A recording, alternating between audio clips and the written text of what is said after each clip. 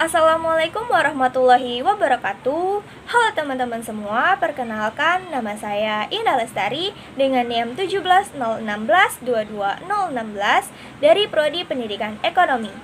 Dalam video kali ini saya akan membahas mengenai memahami integrasi nasional Indonesia, yang dimana video ini dibuat untuk memenuhi tugas pendidikan kewarganegaraan dengan dosen pengampu Bapak Asep Rudi Casmana, dan untuk menambah wawasan kita terkait dengan integrasi nasional.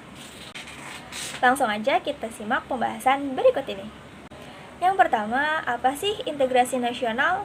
Jadi, integrasi nasional adalah upaya untuk menyatukan seluruh unsur suatu bangsa dengan pemerintah dan wilayahnya. Mengintegrasikan berarti membuat untuk atau menyempurnakan dengan jalan menyatukan unsur-unsur yang semula terpisah-pisah. Ada beberapa definisi menurut para ahli. Yang pertama menurut Howard Huygens, yang menyatakan bahwa integrasi berarti penyatuan bangsa-bangsa yang berbeda dari suatu masyarakat menjadi suatu keseluruhan yang utuh, atau memadukan masyarakat kecil menjadi satu bangsa. Howard Huygens juga menyebutkan terdapat beberapa faktor yang menentukan tingkat integrasi suatu negara, seperti ancaman dari luar, gaya politik kepemimpinan, kekuatan lembaga-lembaga politik, ideologi nasional, dan kesempatan pembangunan ekonomi.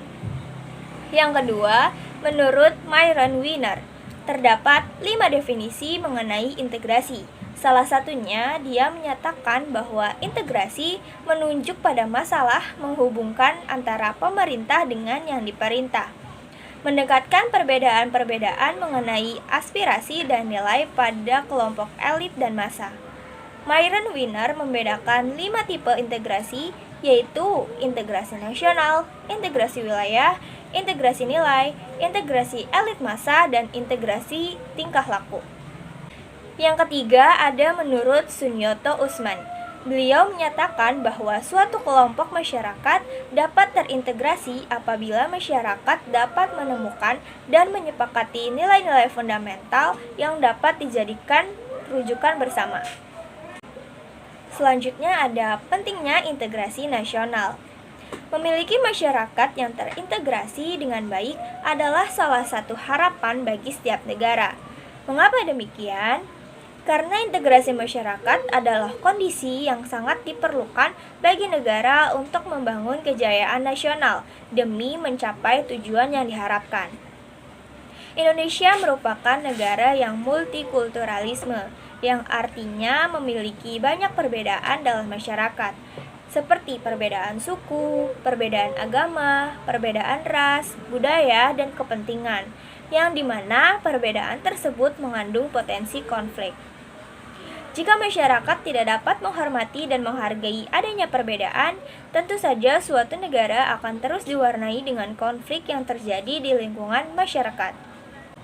Oleh karena itu, dalam hal ini integrasi sangat penting untuk menyatukan masyarakat yang memiliki perbedaan menjadi suatu masyarakat yang utuh.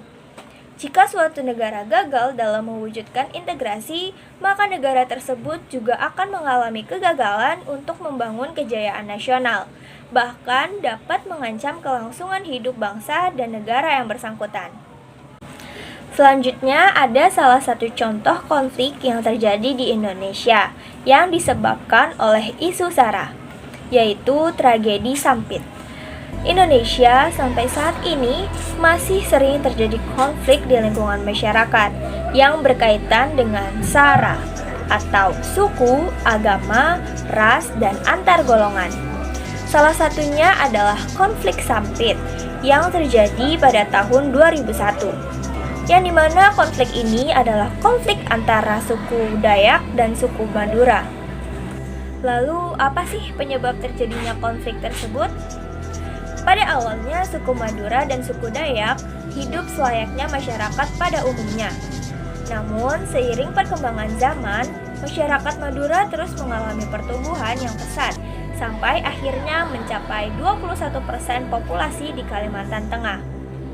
Karena semakin tingginya angka populasi tersebut, masyarakat Madura mulai menguasai beberapa sektor perekonomian di Kalimantan Tengah. Hal ini tentu saja memicu kecemburuan sosial yang dirasakan oleh masyarakat suku Dayak. Karena masyarakat suku Dayak mulai merasa tersaingi dengan adanya masyarakat suku Madura.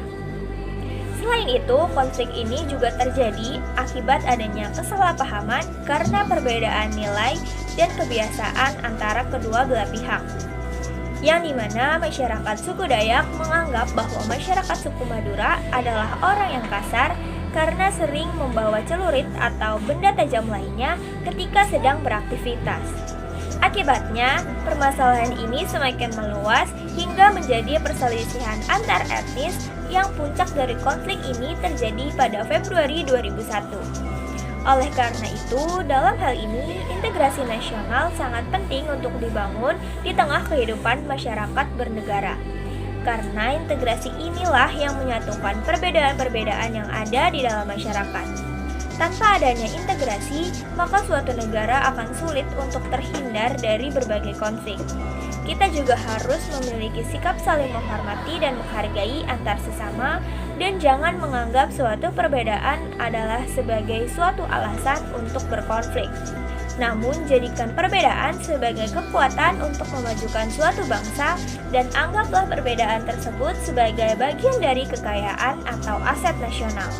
Mungkin itu saja yang dapat saya sampaikan. Mohon maaf apabila ada kesalahan kata dan perbuatan. Sekian dan terima kasih. Wassalamualaikum warahmatullahi wabarakatuh.